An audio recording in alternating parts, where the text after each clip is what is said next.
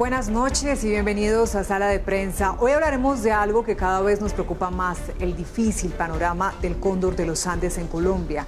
Ave que, además de ser nuestro símbolo patrio, continúa en peligro de extinción. Según una investigación de la Fundación Neotropical, que contó con la ayuda de más de 207 observadores, se pudieron contar al menos 63 ejemplares en 44 lugares de los 84 puntos seleccionados. Las zonas con mayor avistamientos de esta magnífica ave fueron los páramos de los Andes nororientales, en donde se registraron 34 individuos, la Sierra Nevada de Santa Marta y la Serranía del Perijá, en donde registró la presencia de 16 ejemplares. ¿Qué futuro le espera al cóndor?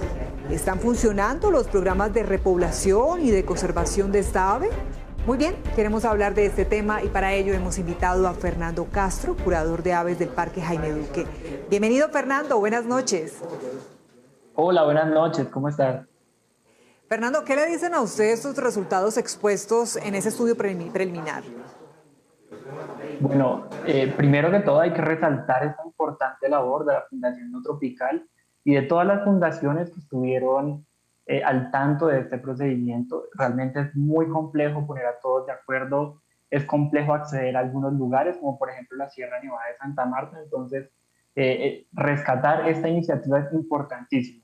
Frente a los datos, bueno, recordemos que es un estimado, es decir, seguramente la población puede ser un poco más, sin embargo, hay que esperar a los datos definitivos, pero sin duda alguna es poco alentadora la cifra.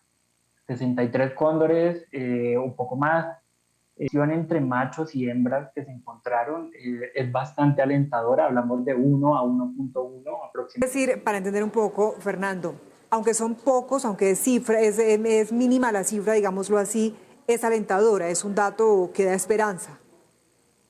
No, realmente no. Es que no lo entendí muy bien.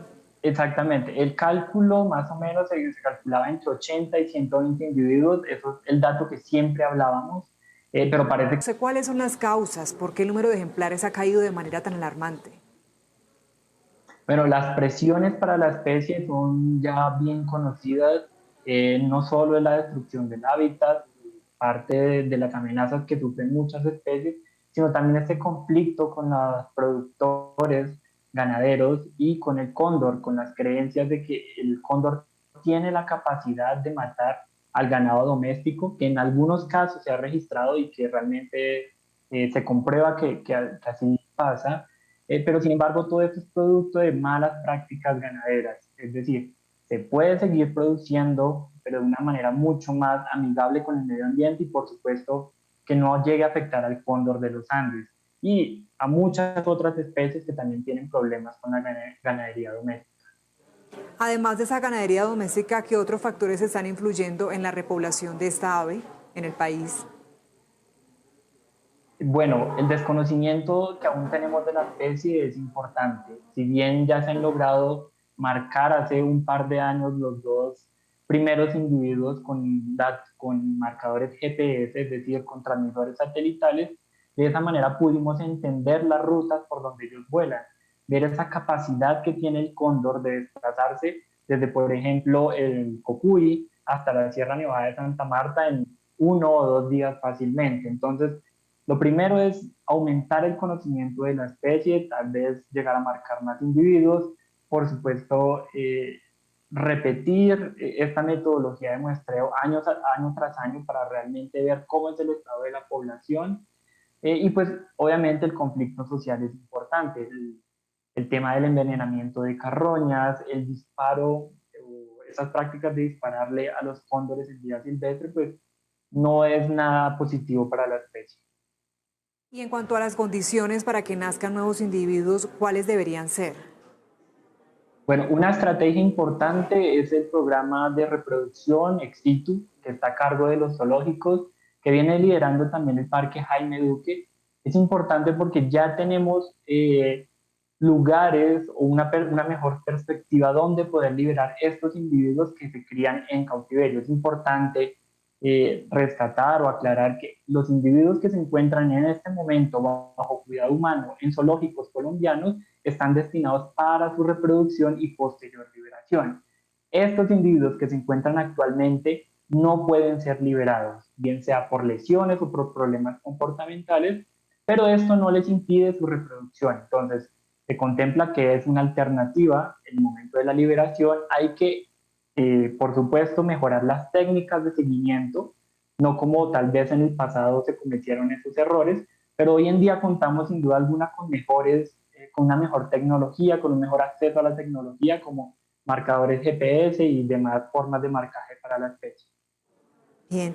Fernando, ¿cómo es ese proceso de incubación de un polluelo de cóndor?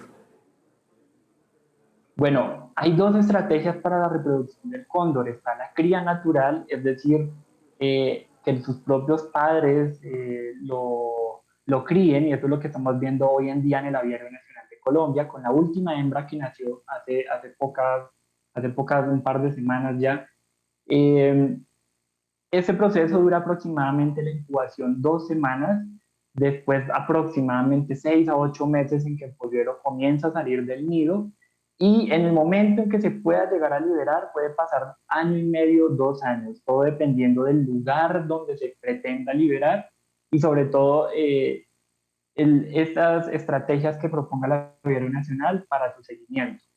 La otra estrategia es la cría artificial. Y con esto nos ganamos dos polluelos en un tiempo de cría. Y es, llevamos el huevo a incubación artificial, después de 2 meses de su nacimiento, lo comenzamos a criar y alimentar con títeres. Es importante que el cóndor nunca vea o nunca reconozca al ser humano como una fuente de alimento. ¿Por qué? Porque en el momento de la liberación el animal no va a reconocer al ser humano como un potencial o una potencial fuente de alimentos, sino sencillamente va a seguir alimentándose como lo indica su biología. ¿Y qué tan frecuente es esa técnica, la artificial? Bueno, en parejas que ya son un poco más experimentadas, lo que se hace es retirar el primer huevo que ponen durante la temporada de cría, y ellos automáticamente después de 20 días, un mes, reemplazan ese huevo. Eso es bueno porque se estarían liberando dos individuos al mismo tiempo, cosa que es favorable para una mejor reproducción, para una mejor liberación de los individuos. Se puede hacer, seguramente el Aviario Nacional en su siguiente época de cría, si todo sale bien con esta hembrita que nació en este momento, seguramente va a replicar esta técnica. Pero repito, tienen que ser padres experimentados para que se pueda lograr esta técnica efectivamente. Bien. Fernando, se dice también que hay muchos más individuos adultos que jóvenes. ¿Usted qué opina y por qué pasaría esto? Bueno, hay un desconocimiento aún, y es la población, la edad de la población. No sabemos, y parte de los resultados del censo es que no sabemos qué pasó con los individuos que se liberaron durante estos 30 años de liberaciones. Se habla de que más o menos 70 individuos fueron liberados, sin embargo las marcas alares se cayeron y ya no es posible en campo o a través de binoculares o cámaras distinguir entre los cóndores que eran silvestres y que fueron liberados. Puede ser preocupante si la población ya está demasiado adulta y puede estar saliendo. Sí. ¿Cuánto tiempo puede vivir un cóndor? Bueno, la edad es variable, seguramente en vida silvestre es mucho más corto, pero en zoológico se habla que puede llegar a vivir entre 80 años o 90 años como máximo. Y su reproducción, ¿qué tanto tiempo también requiere? Es que quisiera hacer claridad un poco en este punto para entender aún más su situación. Cuando hablamos de reproducirse, ¿esto qué tiempo implica? Claro, entonces todo en ellos es bastante demorado, bastante complejo desde el momento de la postura del huevo. Recordemos, 2 meses incubando, y pueden tardar hasta los 8, 10 o 12 años en poder reproducirse por primera vez. Esto en condiciones ideales. Entonces, esto es digamos que un freno para la población silvestre y también para los programas de reproducción ex situ. Entonces, es importante y se resalta que cada individuo es muy valioso para la población. Por supuesto. ¿El cambio climático los afecta? ¿El aumento de la temperatura, por ejemplo? Se han identificado algunas amenazas por competencia. El cambio climático lo que genera muchas veces es que las aves comienzan a subir su rango de distribución. Entonces puede generar, y se ha visto en algunos casos ya, competencia con los chulos, con las gualas o con otros catártidos, con otros con otros carroñeros que llegan a la zona de distribución del cóndor. Sin embargo, no hay suficiente información, al menos en Colombia, para poder llegar a decir si puede llegar a afectar.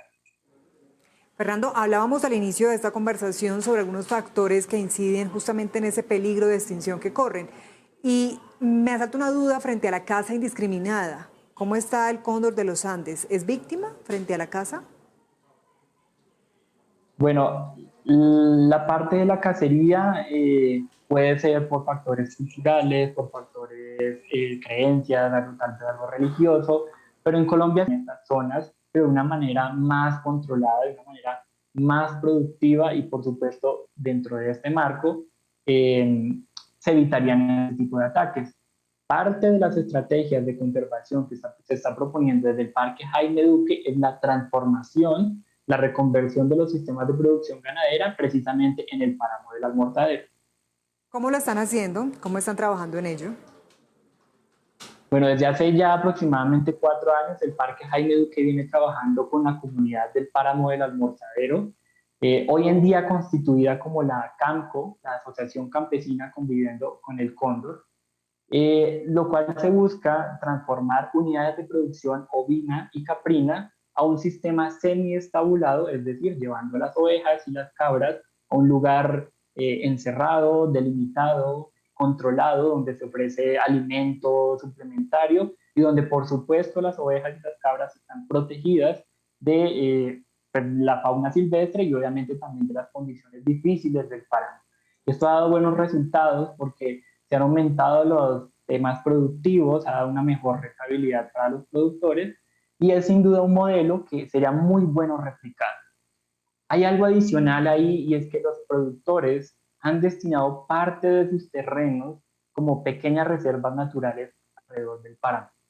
Y parte de ese, digamos, de ese impulso que da el Parque Jaime Duque o de ese aporte que da dentro de la asociación, es que hace pocos días, el Parque Jaime Duque logró la compra de alrededor de 300 hectáreas para donar como una reserva natural de la sociedad civil, precisamente en el páramo del Almorzadero y precisamente en uno de los puntos de dormidero de los cóndores. Bien, qué interesante. Fernando, ¿cómo están las poblaciones de cóndores en otros países?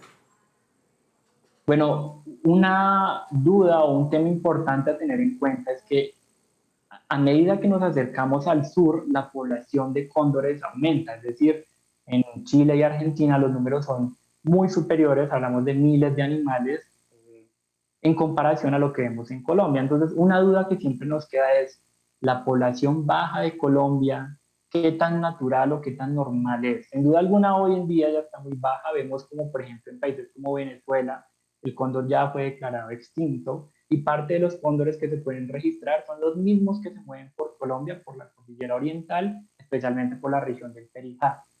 Pero sin duda alguna las poblaciones en el sur del continente son mucho más amplias, superiores a lo que vemos en Colombia. Qué lástima, pues lo contrario, ¿no? Más aún cuando se supone que el cóndor pues es nuestra ave nacional. Qué lamentable. Correcto. Fernando, ¿por qué cada vez que hablamos del cóndor siempre alertamos del peligro que enfrenta, pero queda como la sensación de que lo que se está haciendo no alcanza, no es suficiente? ¿Usted qué piensa? Es una pregunta muy amplia porque si bien hay muchas estrategias, yo creo que todas van a jalar hacia el mismo lado, pero el problema realmente es, primero, la amplitud de la estrategia y segundo, la continuidad de esta estrategia. Si hablamos de un animal que puede vivir esa cantidad de años en vida silvestre y que su reproducción está lenta, asimismo las estrategias de conservación tienen que ir por ese camino. No tiene que ser, digamos, en un punto. Repito, el Parque Jaime Duque tiene un proyecto puntual en el páramo del Almorzadero, pero esto es un proyecto que debe ser replicable a través de toda la cordillera.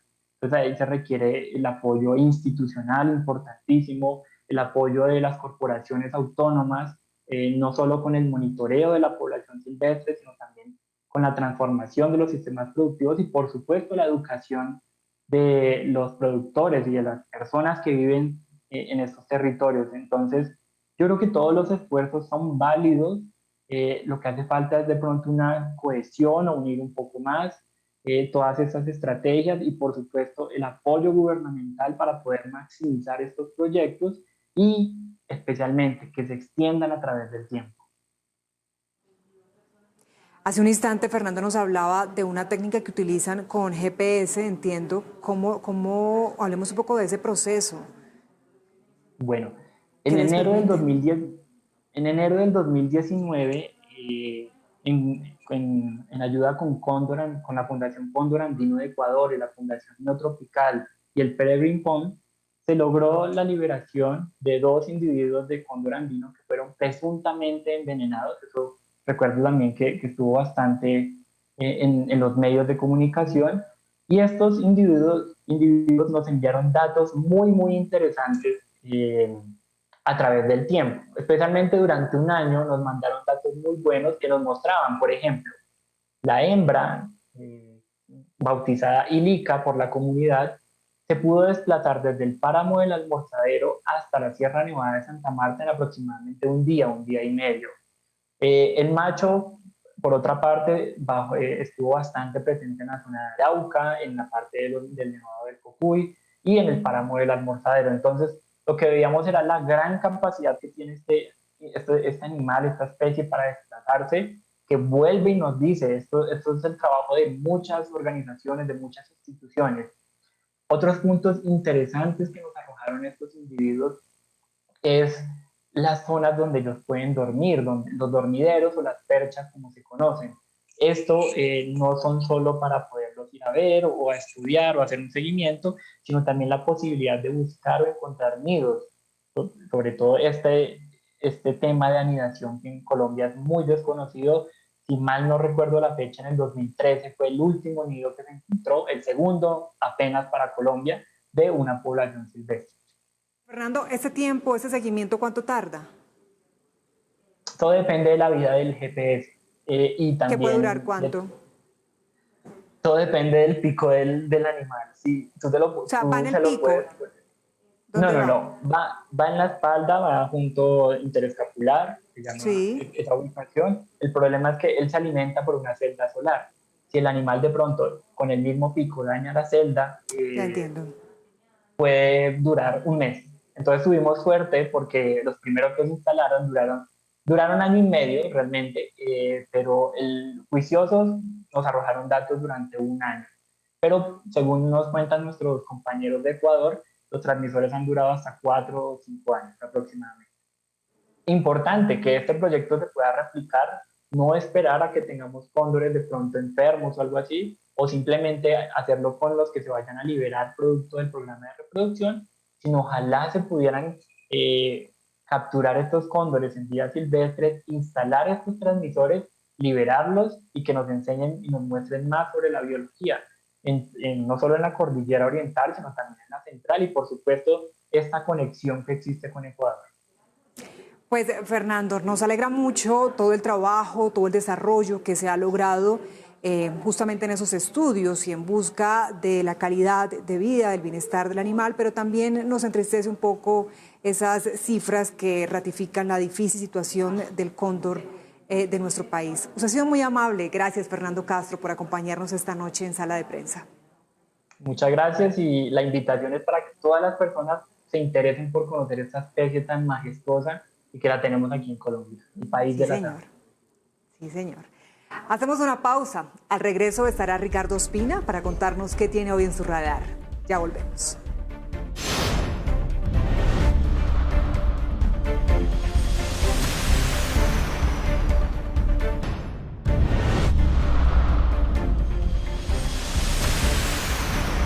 Ya estamos de regreso en Sala de Prensa y ya está también con nosotros Ricardo Ospina para contarnos qué tiene hoy en su radar. Ricardo.